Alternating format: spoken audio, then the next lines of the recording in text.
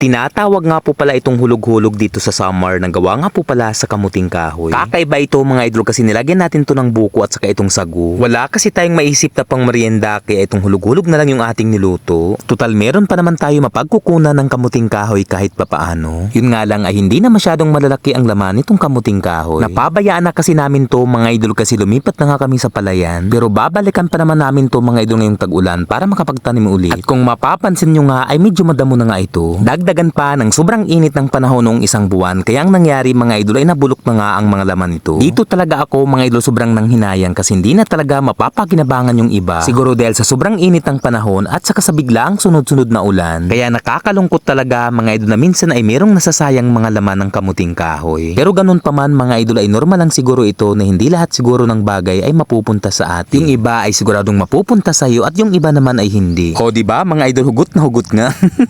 Pero totoo naman di ba mga idol, ganun talaga ang buhay. Pero okay na yan mga idol, ang importante ay meron pa tayong natira. Kesa naman sa wala, di ba? Kasi kung bibilhin mo pa to sa merkado na mapapamahal ka, at minsan nga ay nagkakaubusan pa mga idol. Sunod na gagawin natin mga idol ay itong pagpapalambot nga nitong sago. Umabot din siya ng halos isang oras ang pagpapalambot nito. Hindi nga lang iba't ibang kulay ang nabili kong sago na mas maganda sana ihalo dahil nakakaakit nga ang mga kulay nito. Pero okay na rin to kahit papaano, ang importante ay meron tayong ipapanghalo. Dalawang klaseng sago pala mga idol yung mabibili natin. May mga maliliit at mayroong mga malalaki. Pero ako mga idol ay itong maliliit lang para mas madaling malunok. Pagkatapos natin palambutin itong sago ay itong kamuting kahoy na nga yung ating binalatan. Hindi na nga tayo natagalan sa pagbabalat nito kasi napakalambot lang naman ito balatan.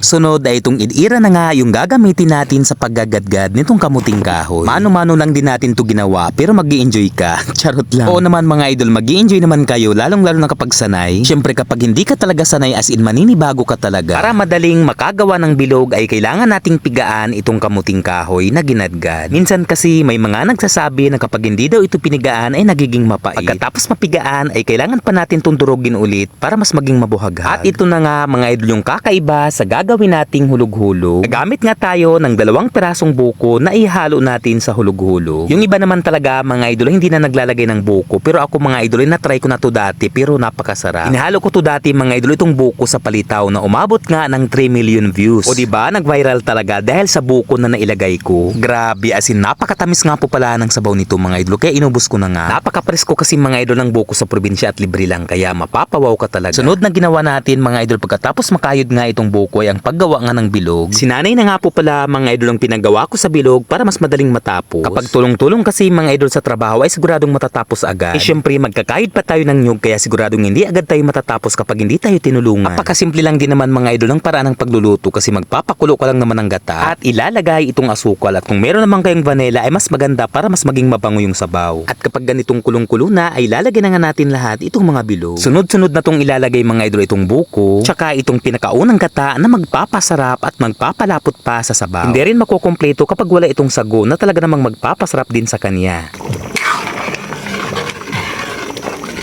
Hanggang dito na lamang po mga idol ang video natin. Marami pong salamat sa panonood. Sa mga kababayan kong waray dako nga salamat mga idol sa inyong suporta. At syempre sa mga followers natin sa iba't ibang dako ng Pilipinas maging sa ibang bansa. Maraming salamat po ulit sa inyong lahat mga idol. At kung inyo pong nagustuhan ang ating content, paki-like and share na lamang po. Marami pong salamat. So paano ba yan mga idol? Ito na talaga yung pinakahihintay ng lahat, ang Tikiman Time.